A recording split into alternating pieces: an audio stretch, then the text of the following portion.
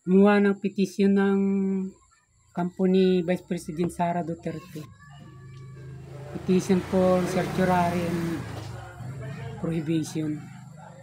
At ito nga yung ating naisipan ngayong pag-usapan dahil kaugnay nito, isang pinklawan vlogger ang narinig natin na nagkomento na posible ang mabasura yung article of impeachment na binuo nila dyan sa Kongreso at na-transmit naman na sa Senado.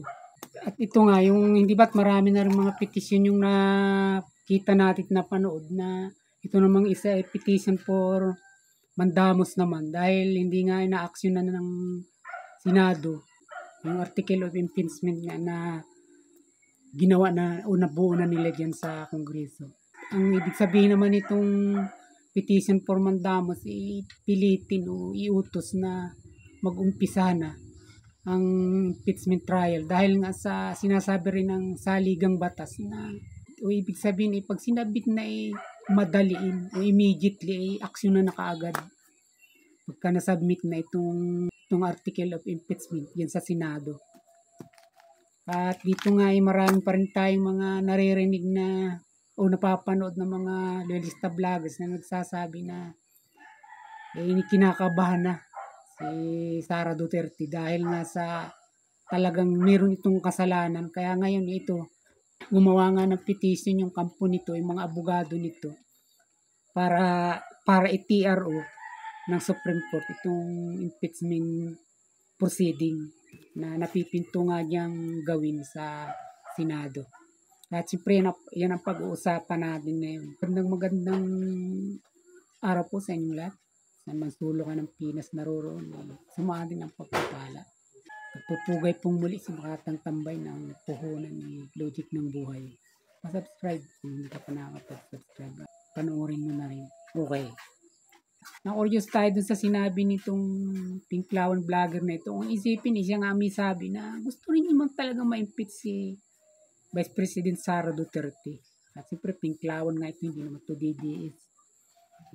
Pero yung tamang proseso ang pagkagawa ng impeachment. Hindi yung ganitong depektibo. At marahil ito na rin nga yung naging dahilan ng mga abogado ni Sara Duterte na magpetisyon nga sa korte upang i-TRO nga ang article of impeachment na ito.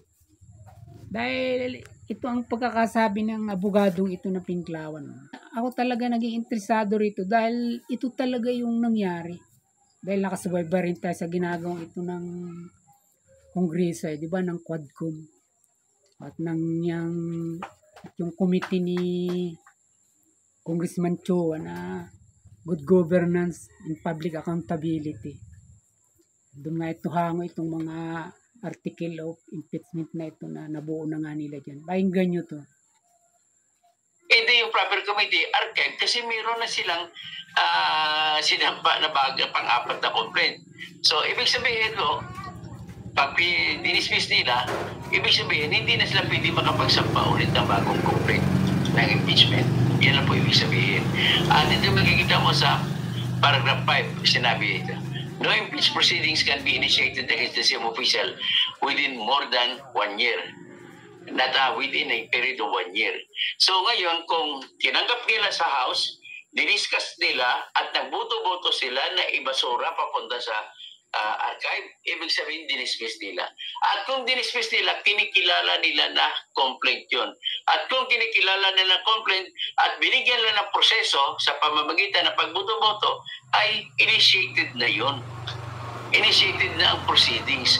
Kaya nga lamang na-dismiss. Yun ang problema nila.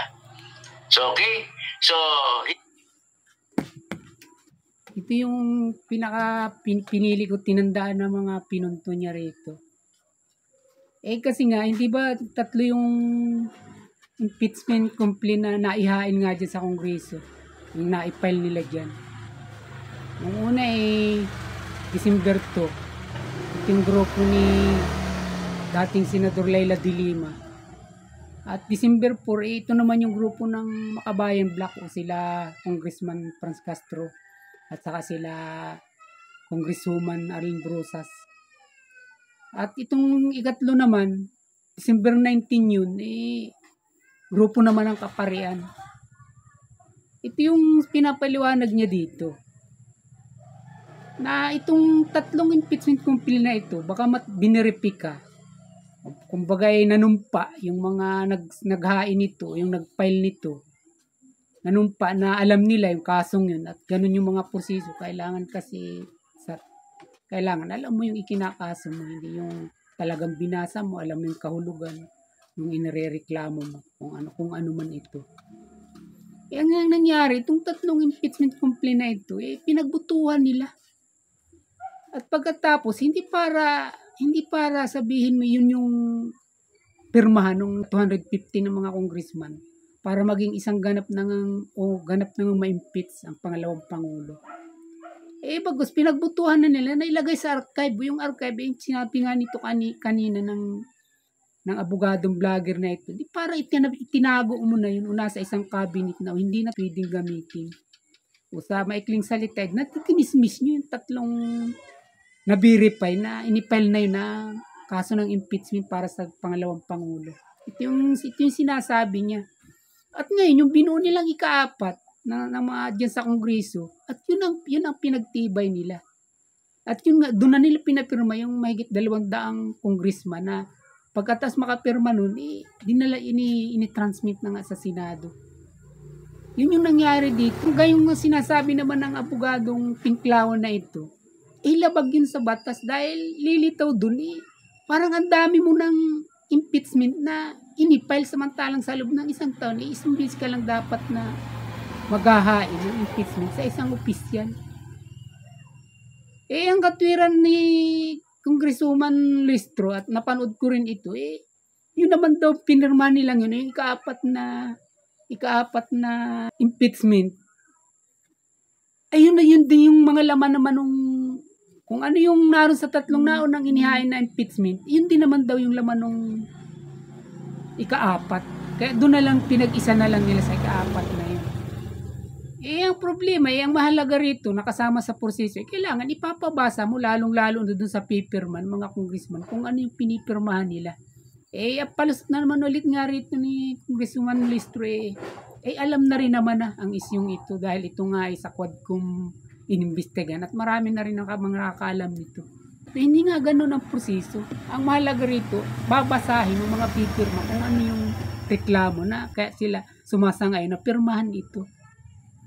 Yun ang nakikita niya na posibleng ang mabasura ang impeachment na ito. At ganun nga yung nakikita marahil ng mga abogado ni Vice President Sara Duterte.